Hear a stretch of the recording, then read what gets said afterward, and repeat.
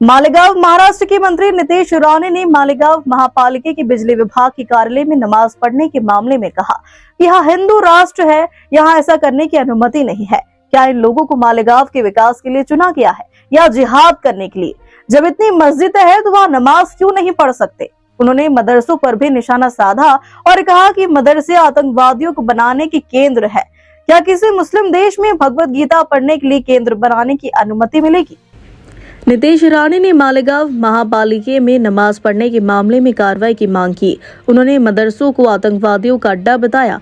नीतीश राणे ने कहा कि हिंदू राष्ट्र में ऐसा करने की अनुमति नहीं है। मालेगांव के बिजली विभाग के कार्यालय में नमाज पढ़ने का वीडियो वायरल हुआ था।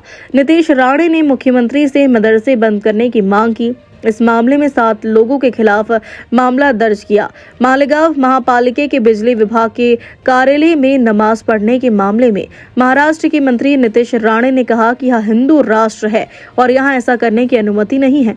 उन्होंने कहा कि जब इतनी मस्जिदें हैं तो वहाँ नमाज क्यों नहीं पढ़ सकते? नीतीश राणे ने मदरसों पर भी निशाना साधा और कहा कि मदरसे आतंकवादियों को बनाने के केंद्र है। उन्होंने मुख्यमंत्री से मदरसे बंद करने की मांग की। इस मामले में 7 लोगों के खिलाफ मामला दर्ज किया कि ये हमारा हिंदू राष्ट्र है।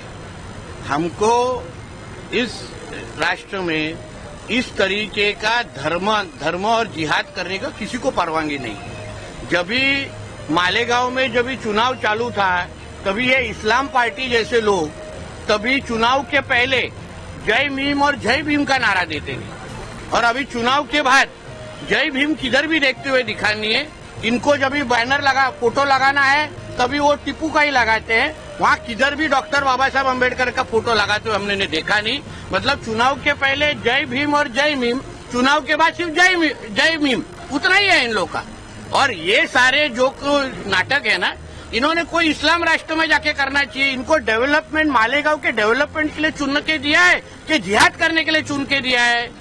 तो इस तरीके के बॉडी को जो चुन के उनको बर्खास्त करने का क्यों मांग नहीं होना चाहिए? इनको कैसे रहने का अधिकार? इनको धर्म बढ़ाने के लिए उधर चुन के दिया है क्या? इतने सारे मस्जिद है, फिर वो काहे के लिए रखे हैं?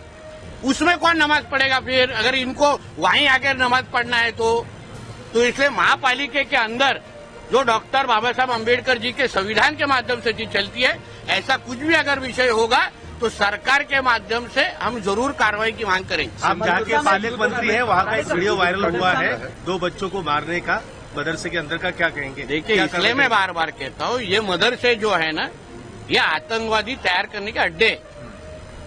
इसमें शिक्षा और इसका कुछ संबंध नहीं। और इसी तरीके के अगर हम लोग ने कोशिश क्या पहल हम लोग ने कोई इस्लाम राष्ट्र में की रहती, वहां जाके भगवत गीता सिखाने के लिए अगर हम लोग ने इस तरीके की पहल शुरू तो हमको परमिशन मिलती क्या? अभी इनके मदरसे में सिर्फ उर्दू सिखाई जाती है, वहाँ मराठी का कुछ संबंध नहीं है। जापान के लोगों को का कौतुक करने वाले कभी मदरसा में मराठी सिखाओ ऐसा कभी बोलते हैं क्या? तो इन मदरसों के अंदर इस तरीके के अगर बच्चों को मारा जा रहा होगा तो इनको बंद करने से दूसरा पर्याय नहीं है। और मैं जिस जिधर का गार्डियन मिनिस्टर हूँ, यहाँ तो आप देखिए आगे जाके क्या होता है। फ्राइडे को भी मदद नहीं होगी अगर ऐसा हाथ कोई किसी के भी बच्चे हो, हमारे कोई भी बच्चों के ऊपर हाथ उठाने की अगर हिम्मत मैं जहाँ का पालक मंत्री वहाँ करेंगे ना, तो आगे देखिए क्या होता है।